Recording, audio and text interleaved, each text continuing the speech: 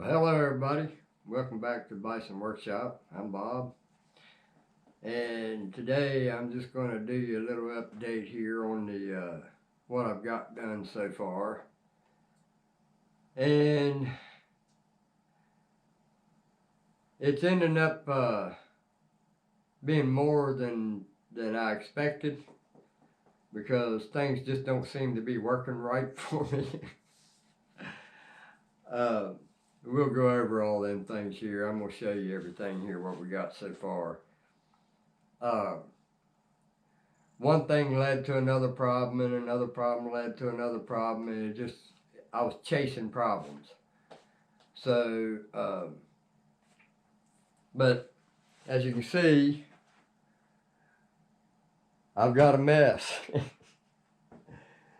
I had to organize some stuff. I got the Honda engine over there that I got to rebuild, and it's boxes four. There's 4 boxes. 104, 204, 304, 404. And that way I can keep all that stuff organized. Because I don't want to lose no parts. I hope I haven't already lost a part moving stuff around in here. But I had to clean that big pile of mess there where the lathe is setting, that you are sitting on right now. And that's all that was there. I had all these motors and stuff that was just all over the place. The air compressor tank is sitting there on the rollway stand that came with the lathe, and it's just so I can move it around. So I'm probably going to take that out of here and put it somewhere else until I'm ready to deal with it. So let me pull you off the tripod and show you what we got. So here's what we got so far. I moved it around with my overhead crane, and I got it to about right here, and then I had to slide it the rest of the way. But I got the lathe on it. It's solid as it needs to be. I gotta put some tension on the feet yet. It's level. And this is the new look for the steady rest that Dale made. Now tell me he didn't do a good job on that, man.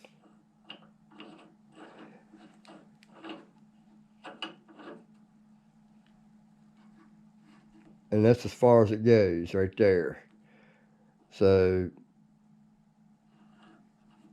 it'll turn anything that my lathe will turn, or it'll adjust to anything that my lathe will turn. So yeah, he did a really nice job on this, man. And you can run that clear out of there if you wanted to. But he made the tips. They got a groove in them for the end of these screws here. Have a turn down spot that fits that groove, and you adjust the tightness with this. And I think that's a pretty cool idea. But I think what I'm going to do is take these off and round them off and put a straight head screw slot in it, or screwdriver slot in it. That way you can use a wrench and a screwdriver and they won't interfere with each other. Because when you try to tighten this one, because it's such close tolerances, that your wrench is too thick by that time and you can't tighten it the way you need it to.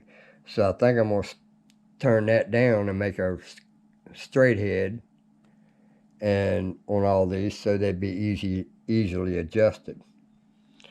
But I did a few modifications to it. I went and grounded and made it smooth and chamfered all around everything, so that when you grab it, it's a pleasure to hold on to.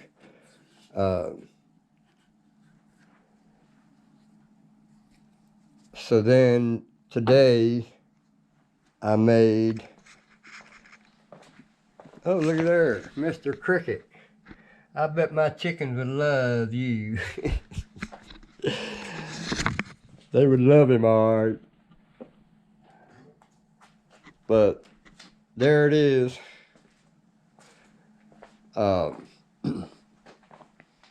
Originally, this here was just this part right here. So I went and added this step on it. So when this thing was on, it was able to slide back and forth considerable amount. So basically what I did was took this over and put it on the tailstock like such.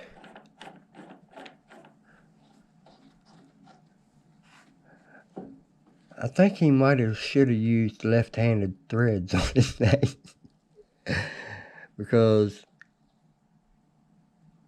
if you're turning it in the off position, it should, or no, this would be on. So if you're screwing this with on, that should be going down, not up. So I'm wondering if that would have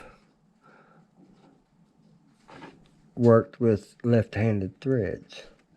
Alright, so anyway, I just lined that up right there, just like that, just eyeballed it. I wasn't trying to get perfect.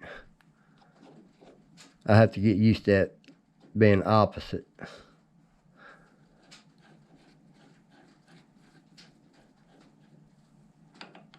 So I just kind of equal everything out by eyeball. And then I stuck this down underneath there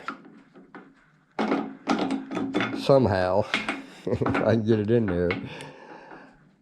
See, now it's just got that much play right there. So it's easy to install it because all you got to do is just, let me do this easily. Like that. Put it down in, set it over there on that. Bring this over.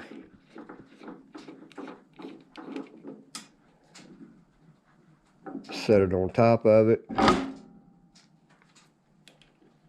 I like this steady rest, man. Yeah, I'm proud of that thing. Because of who did it. He did a good job. Now, it probably could stand to have a indicator on this part too. But I don't think it's going to matter. Because once you tighten it down with the bolt, it ain't moving. So these here is what you adjust, not this. I like for that to be close, but this is where you get your adjustment. So, but the center is best. So then I took a punch and put in the chuck, and I pulled the tailstock up to it, and I aligned these two screws. I only had to turn this one about, 3/4 of a turn, something like that. And as you can see, they're lined up. Yep, they're lined up perfect. And I didn't even pay attention to them lines. Only when I was putting it together, but I see a problem here, man. I oiled this little hole right here and oil to get down inside that. And then I oiled the shaft for the tailstock. Thing runs real smooth. The lock works. But I have a feeling I'm gonna have greasy issues. But that still looks greasy right there. But every time you touch this paint, I hate this paint. I do not like this paint. you got to continuously be wiping it. And it's still got a dirty film look to it. I can imagine once I start turning with this thing what kind of shape that paint's going to be. I should have painted it black. You don't notice it that much on mine. My lathe's probably filthy. But you couldn't tell it because it's black. But, so then I went and got the headstock in, and that's where I ran into a problem. And that dominoed into something else. So this belt, I thought they were the same size than this rotten one here. As I put them side to side, see this one here is so rotten, man, it's just falling apart. Easily, very easily.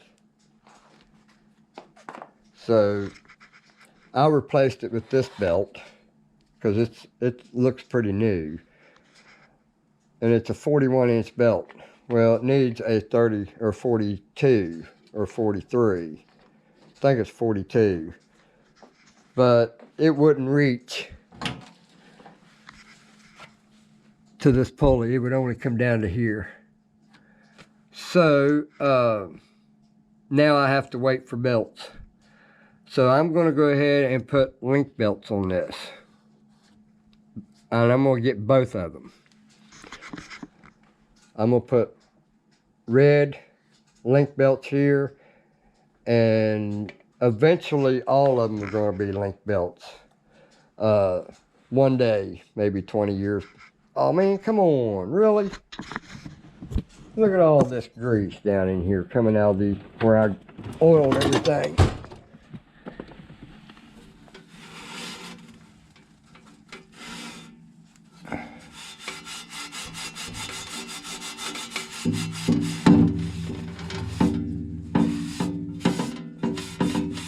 It's coming off of where I oiled these, oiled something.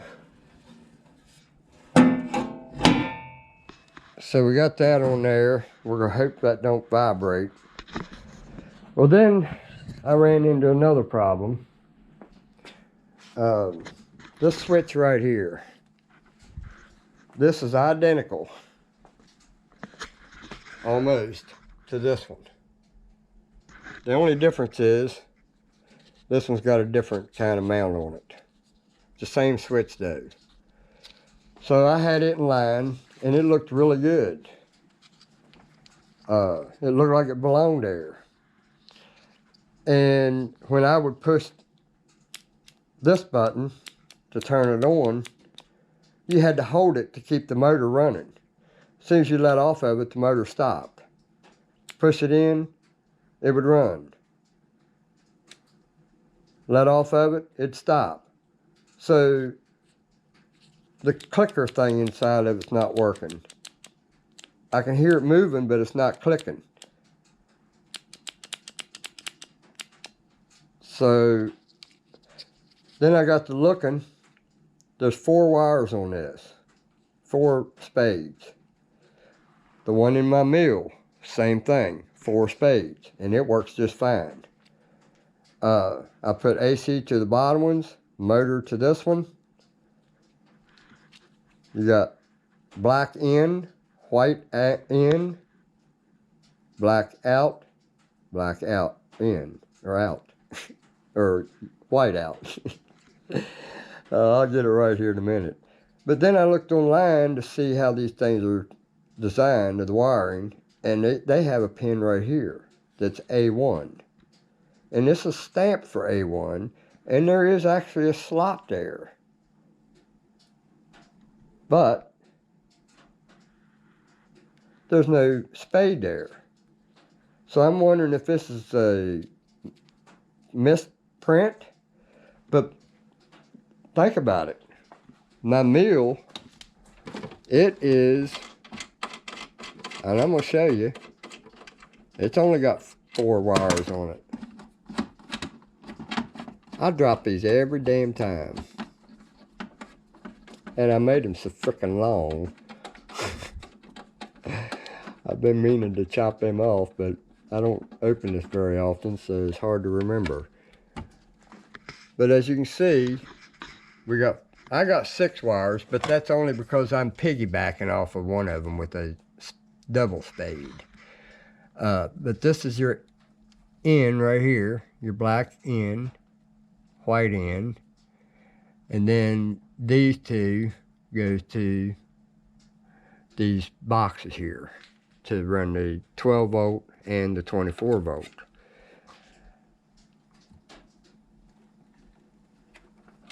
So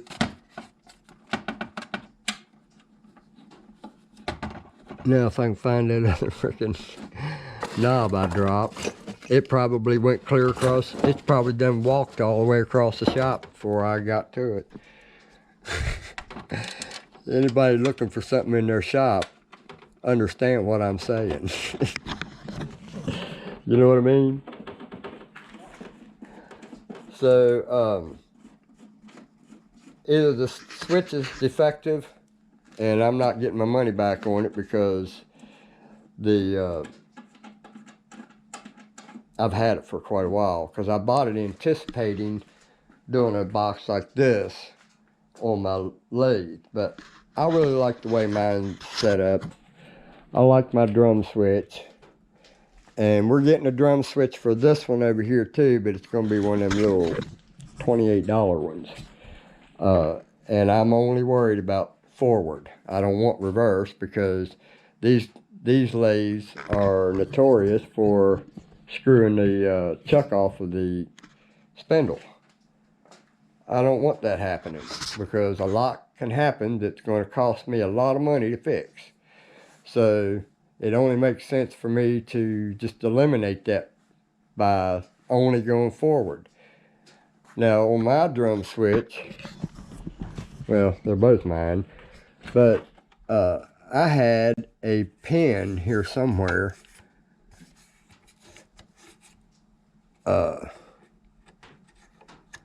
There's a pin here somewhere that kept that from going that way. See, I can go in reverse.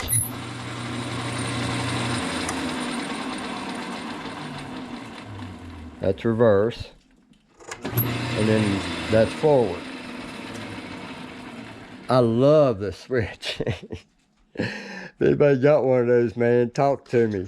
One just like that one. I love that switch.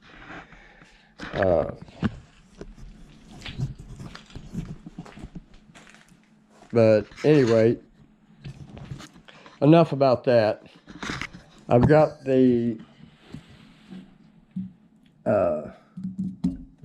compound ready to go on. It's getting more dust on it, just sitting there.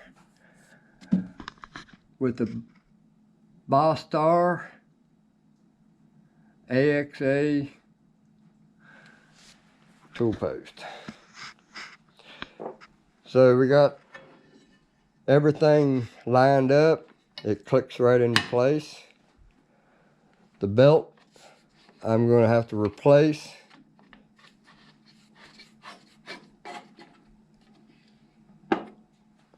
I think I need to put a rubber pad on the bottom of this. I think that's what that was supposed to have been at one time. I don't know. I might just glue a piece of felt there. That'll just keep that from that noise. Just take one of my hole punches and punch me out a piece of it and put it on there, glue it on. The weight of it will keep it in place. So I still got to clean up the chuck.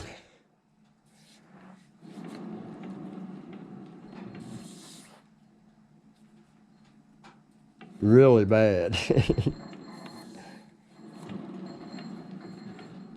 The back gear isn't as good as the back gear on my. Let me put you on the tripod. I'm not real sure. I like this light there, and that thing gets pretty hot.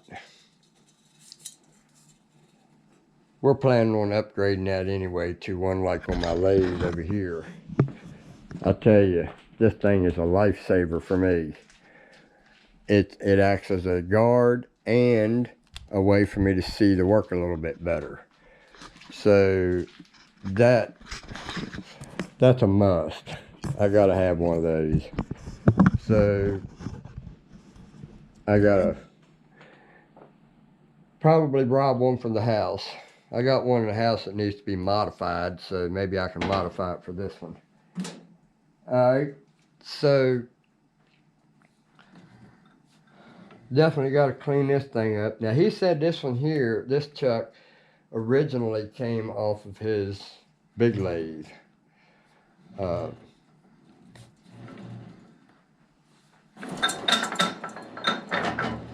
I forgot. Yeah, that back gear, I don't know if this makes a difference.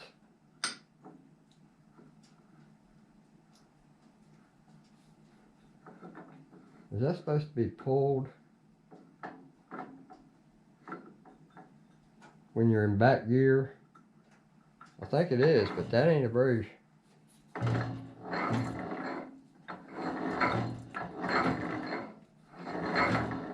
That's not a very strong one. I can't hardly turn mine. If I put mine in back gear,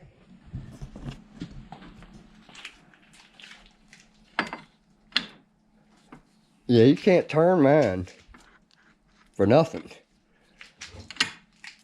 But yet, I can on this one. So, have I done something wrong? I mean, there's a spot. It's hitting somewhere.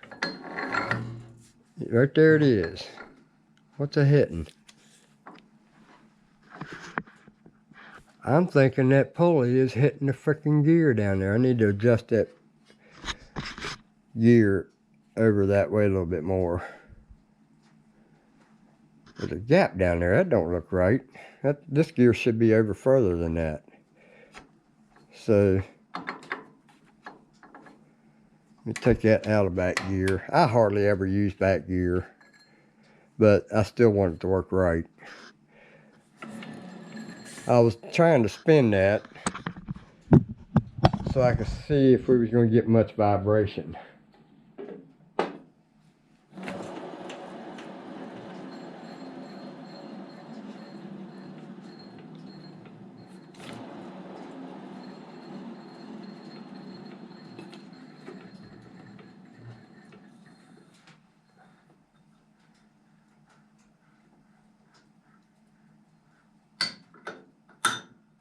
Oh, that might be what it's supposed to be in for back gear.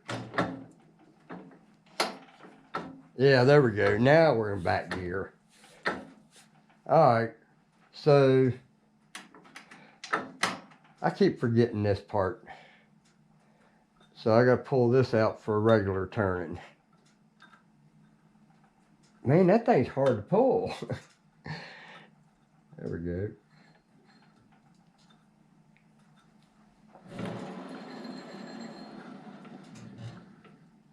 Alright, maybe I just made an ass out of myself. So now we got the saddle left. Oh, there's what it was, the chuck that I was thinking about. We got to clean that chuck up. It's going to be in this order. This, the saddle, gearbox, chuck, and wood lathe rest for your chisel. And we've got the panel here that we can actually go ahead and put back on it. And got this pipe that we're going to put in for the flood coolant.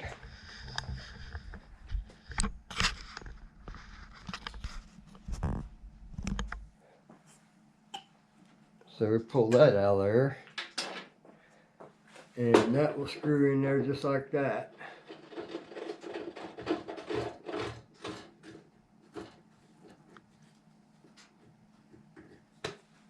That'll go right there. And then we're going to use that tank. And we're probably going to set it right in here somewhere. So this is just going to be conduit. I don't know how I'm going to route that. I may have to, I'd almost rather this be up higher. So this might have to be used for going in that direction, so that, I don't know how I'm going to do this yet. I mean, I could probably put a stand right here, a shelf off of this, and mount it and make it look just like the lathe stand, and set the tank right here, and just have this going right down into the tank as a return, and then all I gotta do is put 12 volt to it, because I've already got it set up. I just gotta move it. So we'll move that over onto this.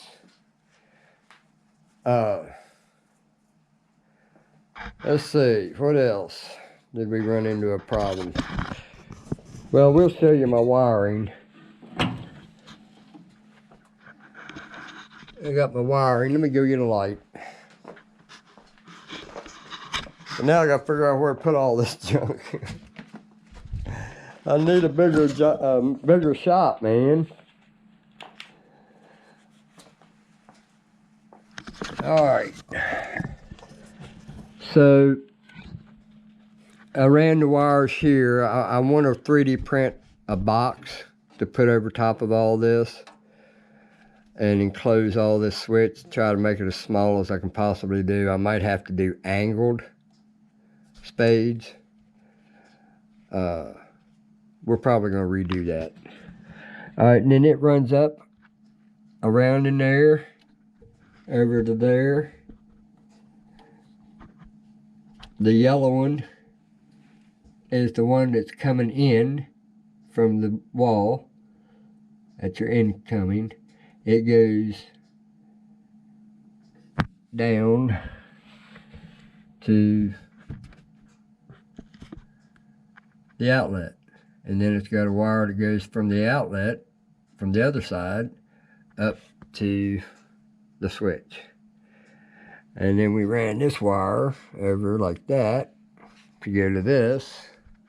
And I 3D printed another cover for it. I think I need to redo my print, because I think it needs a cutout in this area right here, so that it's not, see, it's bowed, because the outside is higher, so I need to account for that. So I'll probably take about 1.5 millimeters out of it, just make a pocket underneath of it. So right now I've just got the light clamped to the chip tray, just to give me some light over here on it.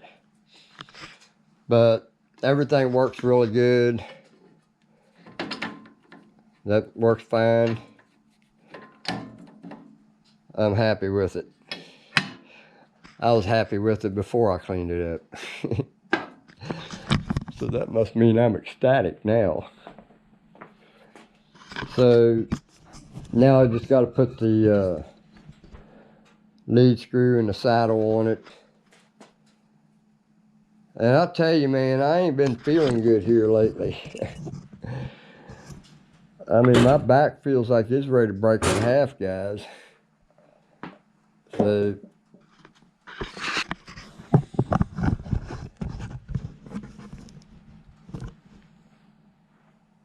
now I just got to figure out where I'm going to put all this stuff and get it out of the way, because I still got to be able to pull stuff in here and work on it. So I think this is about the best I'm going to do right now. I can still get in between the bench, and that one is on wheels. That bench can be moved. Which I'm thinking about shortening that bench anyway. Oh, this is a damn catch-all. Any flat surface in my shop is a catch-all. This table is probably pretty heavy right now, because that's all metal. And I think I'm going to split it in half right here. and take this half, which is my table saw that's underneath there, and my air compressor heads are sitting there from my air compressor. Hell, if I just put the air compressor together, I could probably clean my shop at the same time. Because that box there's for the air compressor. Thinking about taking this stuff right here, if I can get a big enough piece of it. The same stuff I used on that prowler to make floor mats. I think I'm going to try to cut a piece out of there to set on the bottom shelf. Right now I've just got that old pillowcase there laying on it that I turned into a rag. And it actually don't look bad on there if it was cleaner. But I was thinking about just cutting me a strip of that just to put right here. And that would help deaden some metal noise in it. But we're going to go ahead and replace this switch. And then I'll just make a plate to put over that to cover that. And leave it as an option. And still waiting on parts for the gearbox. I've got the brass. And yes, this video is sponsored by Dale. He brought this to me so I could use some of it off of it. Now I'll be giving him the rest of it back. But this is what we're going to make our bearings out of for the gearbox. He brought that piece too. But these are the bags that I'm emptying as I'm putting it together. Now we've got this. It goes to, this is the tapered pins and the set screws that holds it down onto the saddle.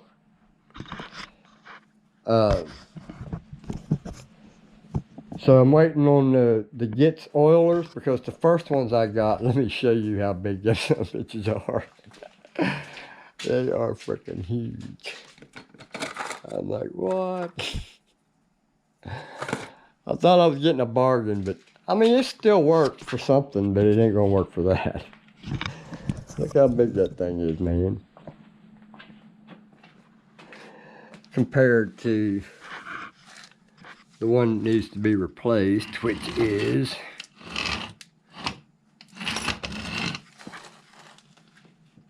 where's it at? Oh, right there.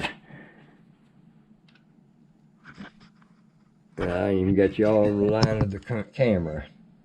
Look how big that thing is compared to the other one. So I ordered some, I think they're the same size as these, but we'll find out.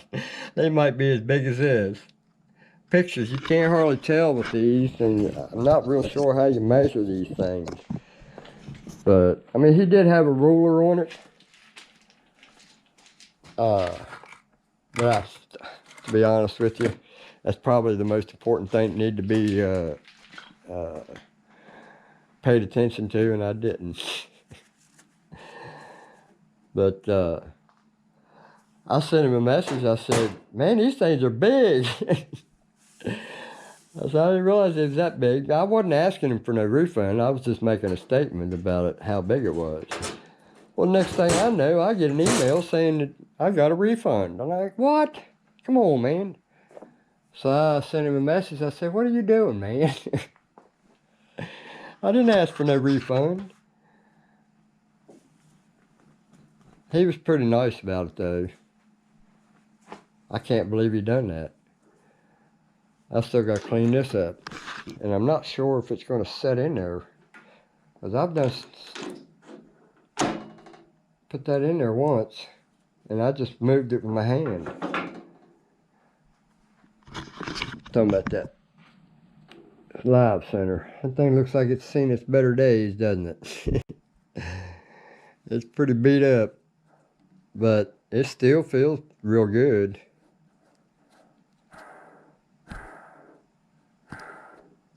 And these, you can replace the bearings in them. And I probably have them bearings. Anyway, I think we're going to stop there. Now we're waiting on belts too. I had to get 8 feet.